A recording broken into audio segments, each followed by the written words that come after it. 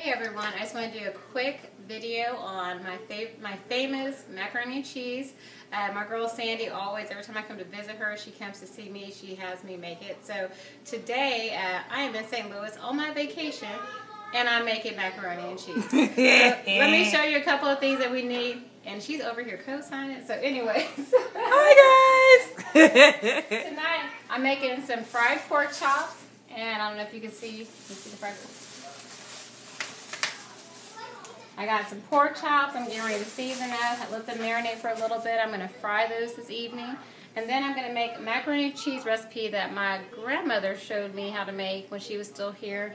It was such a good recipe that she used to sell it to people during the holidays, and just kind of made a little fun thing of her. So it was something I really enjoyed doing with her, then with my mother, and now my oldest daughter, Brittany, who's actually filming this, she is obsessed with this. So I'm making some kind of for her and for Sandy. So let me just tell you what you need, and then we'll break down how I put it together and what it looks like afterwards.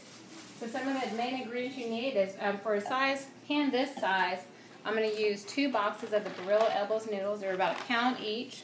This is going to make about 13 by 9 pan. It's going to be about 3 layers deep, which is kind of how I like to set it up.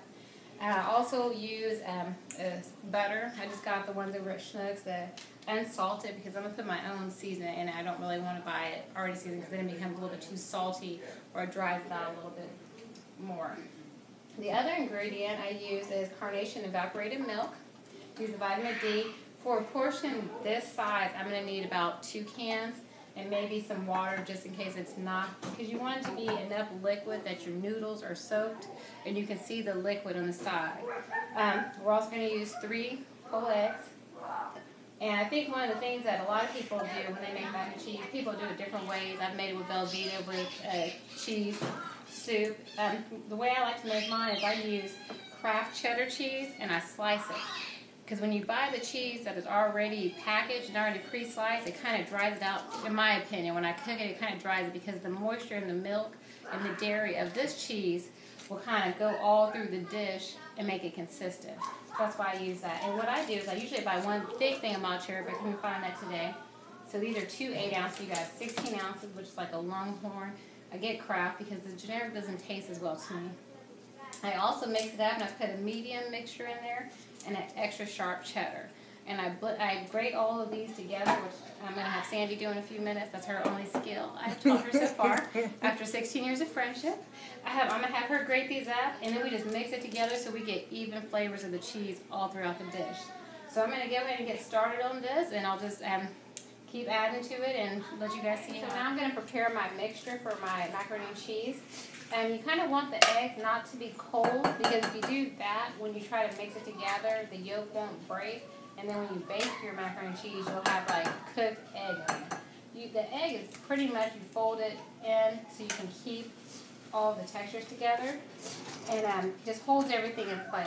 And now, Sandy, if I was a fork, where would I be if I was a fork? So she's going to give me a fork real quick. And like I said, I'm putting 3 eggs in here because I'm making a pretty big pan, 13 by 9. That will feed normally like 8 to 10 people. But with this girl, I don't know how people get to eat the kids or have peanut butter and jelly looks like. So I'm going to go ahead and whisk these eggs up, and just going to do that, get them kind of broken down. And that's why it's really important that they're not cold, straight from the fridge. Just let them sit out for a little bit. You want to make sure that you can mix it all up and that you don't have any big chunks. I'm going to go ahead and add my first can of Carnation milk. I will mix that as well together, because this is all the liquid you're going to use for your macaroni and cheese. So you want it to not be dry and crunchy. You want it to be really nice and moist. And I'm going to add this one. I keep one of the cans because occasionally when I'm making the macaroni and cheese, I'll see that I'm missing a little bit. So I'll just add a little bit of water to this and fix it up and just pour that on the top. And I'm going to add, you do season. I season everything I make. I think you should season the end result and the beginning result. So add a little bit of salt, add a little pepper to my egg mixture.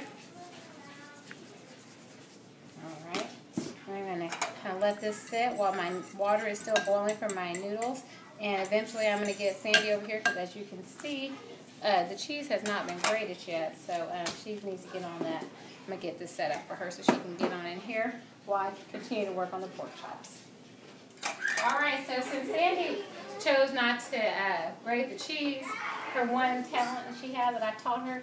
I'm videotaping. I have my daughter Brittany doing the cheese. This is my Hey, oldest, she's Britt. my 12-year-old. You have to follow her on Instagram. Yeah, ScissorLove7321. She's got some fun pictures she puts up of her and her unique fashion styles, but and her two sisters who hopefully will not be making a debut if they can be quiet and keep playing with you for a little bit, because it's been a long day. The children's in the background. So my oil is now ready over here, so I'm going to get ready to put my first layers of pork chops in. I kind of got it a little bit hot because Sandy's all about me taping this, so we got to take a couple cuts. So I've already seasoned it. This pan is not very big, so it can probably fit about 3 pieces of pork chops in it. I've just got some vegetable oil in here cooking. I'm sorry, heating up. And I'm going to add my pork chops to it.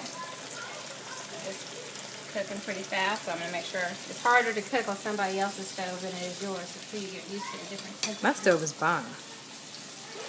Okay now. Have you used it is the question. Yes. Her stove is bomb, but she don't know how to work Yes. it. And this is the collection of her pots and pans.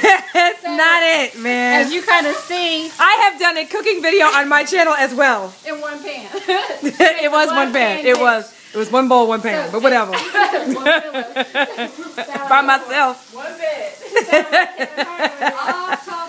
But anyway, so I had to go buy my own foil pan just so I knew that I have enough material to cook with. So we're going to get those pork chops in there. I usually do about 7-8 minutes per side. Those are not very big. They're just pork loins with the bone in. So they'll take about 7 minutes. Flip them over. And I'll put them in a dish, keep them in the oven all warm for a while. I just kind of want them to be crispy. So while those are cooking, I'm going to take that time to go ahead and put some more in the flour. That way the flour can be getting soaked up into the moisture to give them a little bit of extra crispiness, because to me that's my favorite part of frying is the coating. The meat is good, but the coating. I'm going to go ahead and start making my macaroni and cheese layers. It's very similar to how you layer a lasagna. You're going to put the noodle, then the good pieces, and then you do the cheese, and then do it again. I'm going to use that little spoon to try to look all nice and professional, but that's going to take us all day. So we're going to go ahead and just spread this. Make sure it's even. You'll probably see a couple holes in here, but you want to make sure it's covered all the way from the bottom. And I did put some pan down on the bottom of the pan, so that way it doesn't stick to it. Like I said, I use real butter. I don't use margarine or anything like that for the macaroni and cheese. I'm going to just cut up a couple squares and just put them throughout here. You know, this is not a healthy recipe, but it's delicious, and everything is good in moderation. That's how I look at it. So I'm going to go ahead and cut this up.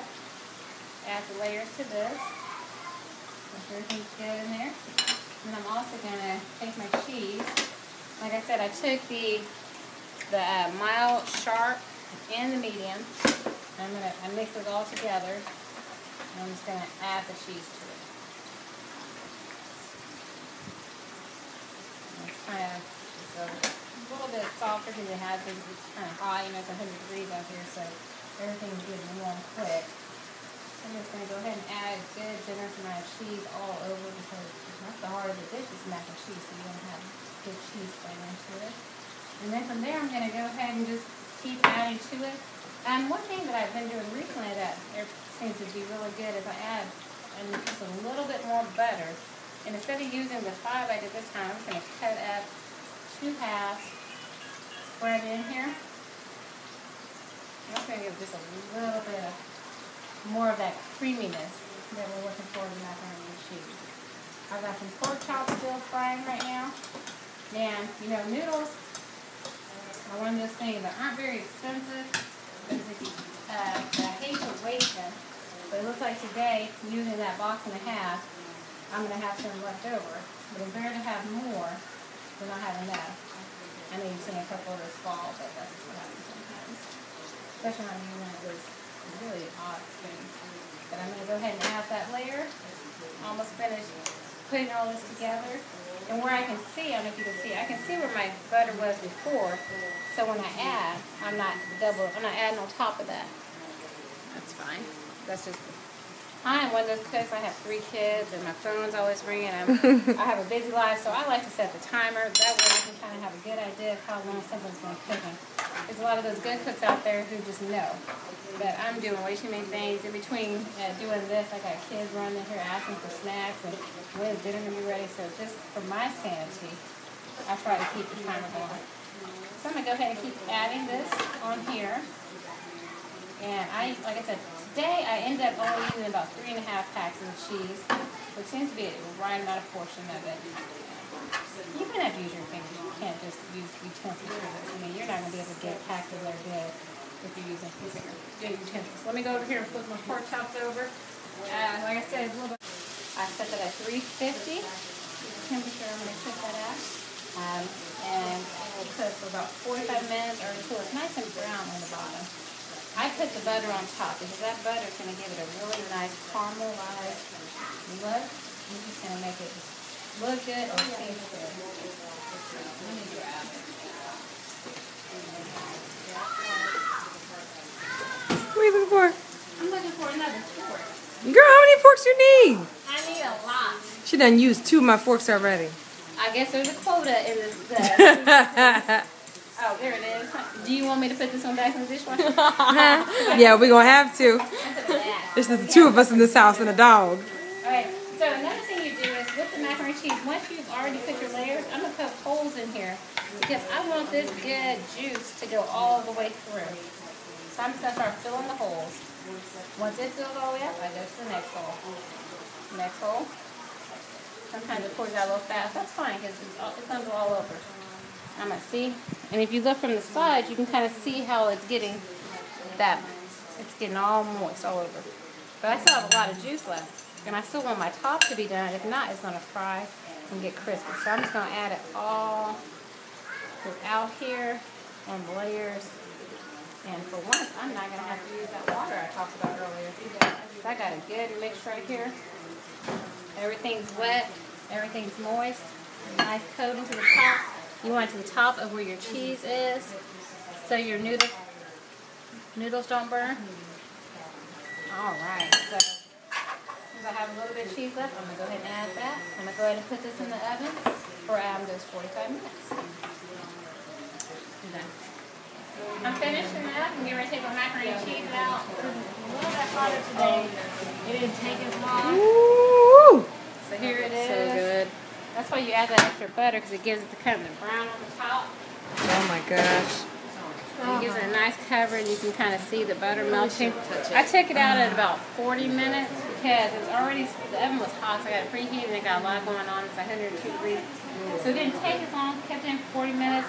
You just want to make sure it's brown. And then you also want to check, I don't know if you can see this, you want to make sure that there's no liquid down here. You can kind of just see where it's all filled in the gaps. That egg and that milk is going to gel everything together.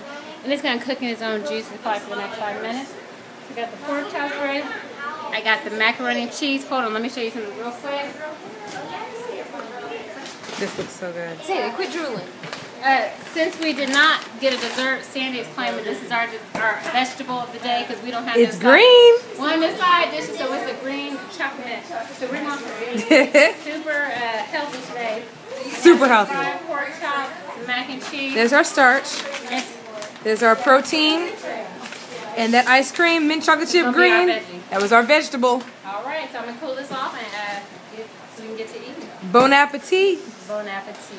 Oh, wait, do it again. Yeah. Hope y'all enjoyed the video, some of the food that I'm cooking. I'm planning on putting up a whole bunch of different recipes, stuff about my life, me and my kids, just different things. You can check out my blog at strivetobebestme.com. You can follow me at Twitter at twitter.com/strivetobebestme. Follow me on Instagram at strivetobebestme.com. You'll see all kinds of pictures of things I'm going through, things I'm doing with my kids, my life, my recipes, my food, everything I enjoy and love. And you can also friend me on Facebook at facebook.com/strivetobebestme1.com. Thanks so much.